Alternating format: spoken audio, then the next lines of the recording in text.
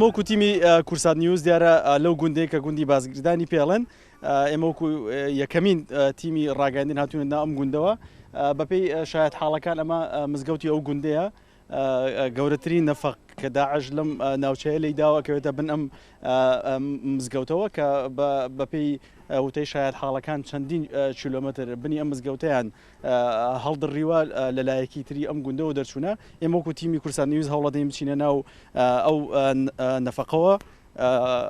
بزانین داعش لە ماوەی زیاتر لە 2 ساڵە کە لێرە بوونە چیان کردووە چیان ئەنجام داوە ویستیان لە ڕێگەی ئەو تونێلانەوە چۆن بتوانن سەر لە هێزەکانی پێشمەرگەی کوردستان سوپای عێراقی بشێوێنن بۆی بتوانن زۆرترین زەبریان لێ بدەن بەڵام ئەو خەونە و خەیاڵیان نەهاتە دی داعش چەند ساڵ لێرە مایەوە 2 ساڵ و 2 مانگ زیاتر 2 ساڵ و 2 مانگ 2 ساڵ و 2 مانگ و 11 ڕۆژ ئەوەی کردیە ئەوە هەمی سیرامی بۆ کاشی بوو ئەمە وەکو ئەیبینن ئەوە هەمی ئەمە وەکو پڕبیلی کردیە وەکو ڕەبایەیەکی تیادا دروست کردووە ناو ئەم مزگەوتەیە ئەم فەردانە بینین پڕی کردووە لە خۆڵ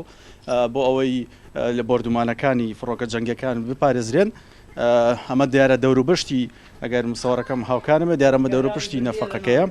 ئەمە وەکو ئەیبینن ئەمە نەفەقێکی زۆر قوڵە ئەبینن کارەبای ڕاکێشاوە چەند مەتر قوڵە بێت 5 متر و دەچێت و متر بلندا و دەچێتەوە تقریبا 50-60 متر 60 متر زیاتر دەبێت حتا ناوی چیایە بەڵێ ینی ئەم نەفەقەکە لێرەوە کراوە لاو چیاکەەوە دەرەچێت ئاریوەڵە حتا لە تقریبا چیای دەردەچێت داعش بۆ ئەم کاری کردو داعش بوو 2 ساڵ زیاتر لێرە بوو ئەوهای کردیە تیمی کورسات نیوز هەوڵ دەدەین بچینە ناو ئەو نەفەقەوە کە داعش لەم گوندا یاخۆ لە بن ئەم مزگەوتە ئەنجامی داوە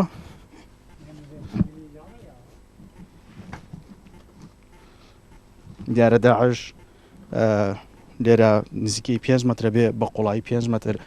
قوڵی کردووە دیارە ئەوکۆی بینن هێڵی کارەباشی بۆ ڕاکێشاوە بۆ ئەوەی ڕووناک بێ ئەوە تاوەکو ئەیبینن ئەمە هێڵی کارەبایە من ئەمێ دیمەنێکی تری دوای ئەو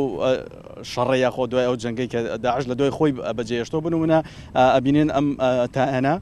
کە بە درێژایی جادەکە ئەگەر وێنەگرەکەم هاوکارم بێت ئەبینن ئەمانە تا ئەگاتە ناو ئەو گوندە ئەمانە هەمووی تایەیە جودانراوە کە ڕێکخراوی تیرۆریسی داعش دایناوە لە پێناوی ئەوەی هەچ کاتێ هێرشیان کرایە سەر لەلایەن هێزی پێشمەرگەی کوردستان لەلایەن سوپای عێراق دژە تیرۆرەوە بۆ ئەوەی ئەم تایانە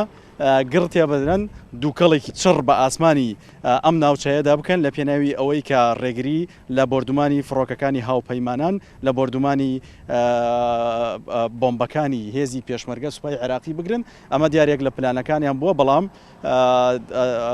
دەست و پەنجەی هێزی پێشمەرگی کوردستان هەندە زەبرێکی کوشندەی لێدەن فریای ئەوە نەکەوتن کە ئەم تایانەش